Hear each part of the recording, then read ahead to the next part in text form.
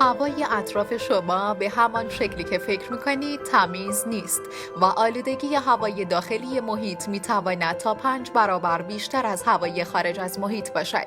بهترین راه برای سالم ماندن و حفظ کیفیت هوا در محیط داخلی استفاده از دستگاه تصفیه هواست.